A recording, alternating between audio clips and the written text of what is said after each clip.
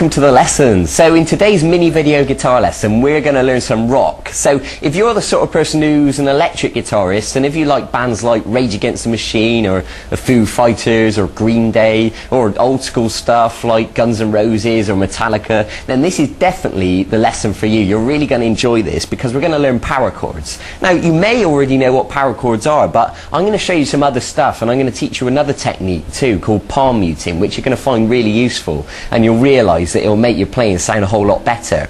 So power chords, just to explain quickly, are a simple chord that just consists of two notes, and what we do is move it around the guitar neck like this, and it really is as simple as that. And the other thing I want to tell you is we're going to use a rock sound today. So what I mean by that is we're going to put the distortion on our amp. Now all amps are different. Some of them have buttons you can press, or some of you will have effects pedals, you know, so you can create a distortion like that. But we want to get this rock sound.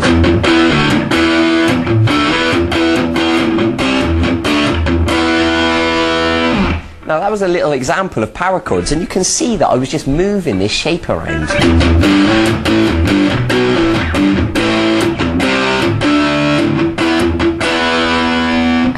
Alright, and you can create really cool stuff like that really easily. So let's get on with it. I want to explain it straight away. So if we take our first finger and put it on the 6th string at fret 7, the first finger is known as the root note or the bass note, and what happens is we always take another finger and put it 2 frets higher on the next string. So just to make that perfectly clear, this finger's on the 6th string at fret 7, this finger is on the 5th string at fret 9. So hold them down nice and tight, and with the plectrum I want you to pluck both those strings, the 6th and the 5th string. Now obviously I've got the distortion on my amp, so don't worry if you haven't got that distortion sound yet. You can worry about that another time. But what's most important at the moment is that you get these two notes.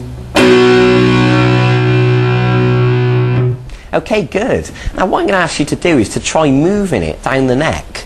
So what I mean by that is the first finger, the root note, is now on the 6th string at fret 5, and this other finger is now on the 5th string at fret 7. Okay, and now move it down 2 more frets. So we got the 6th string at fret 3 and the 5th string at fret 5. Okay, so just try those 3 chords now. Root note at fret 7, at fret 5, and then fret 3. And then try taking it down 1 more fret. So you're on the 6th string at fret 2 and the 5th string at fret 4.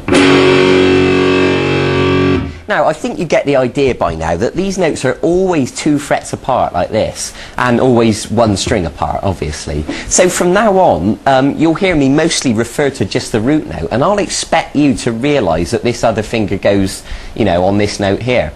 So just try that sequence once more.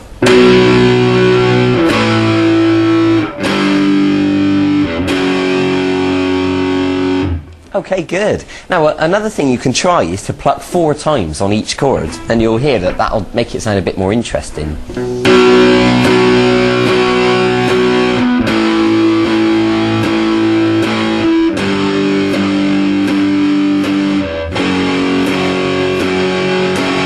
Or for those of you out there that are punk rockers, you can perhaps do 8 times on each chord and play it a little bit faster like this.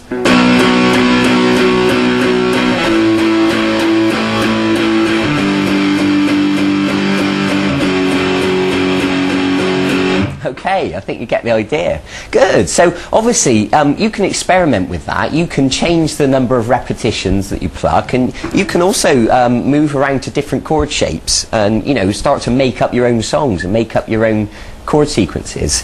Now this other technique that I want to teach you about today is known as palm muting, and we're going to look at our right hand, and it's a little bit similar to the chop. If you think back earlier in the E course where I taught you to strum down, up, chop, up, it's a very similar principle, and what I'm going to ask you to do is to use the palm of your hand to gently touch the strings just a little bit, and what you can do is pluck the power chord, and you can hear that it's muted the sound, it's deadened it, okay? Because if we weren't touching the strings at all, it would sound like this. But if we touch them just a little bit with the flesh of the palm of our hand, it sounds like this.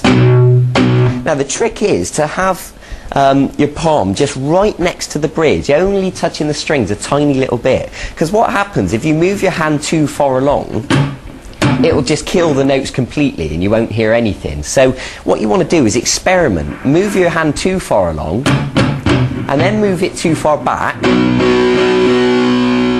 then just find a happy medium where it sounds like this. Okay, good. So I want you to apply that palm muting technique now to the little power chord sequence that we just learned. So plucking 4 times on each one, it should sound like this.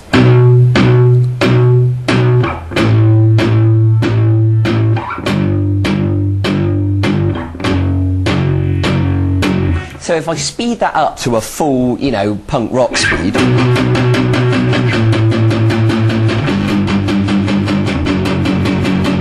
and you can start to get the idea now, because I was strumming 8 times on each one then. So I leave that up to you to have a bit of an experiment with that and see what it sounds like. And also, like I said just now, do have a go at writing your own songs. I think you're at a stage now where you can start to create your own stuff. So the good thing about power chords is you can move them all over the place, but you can also change strings. So instead of using the 6th string and the 5th string, you can use the 5th string and the 4th string, and it'll still work. Obviously, you've got to pluck the corresponding strings with your plectrum now. You know, pluck the 5th and 4th string.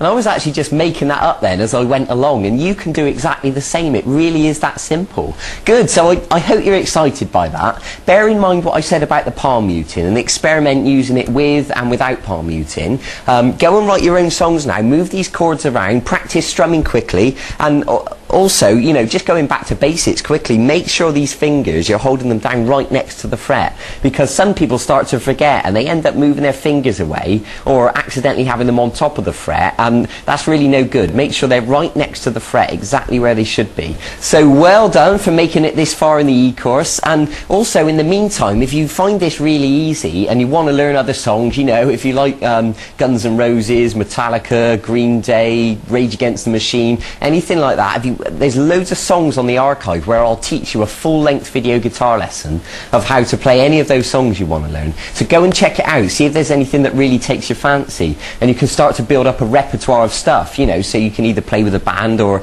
you can play to other people, you know, at a party or something. So go and get on with it, go and get practicing, take your time, be patient, do it thoroughly, it'll all be worth it in the end, I promise you that. Okay, I'll see you in a few days for the next segment in this course. Bye bye.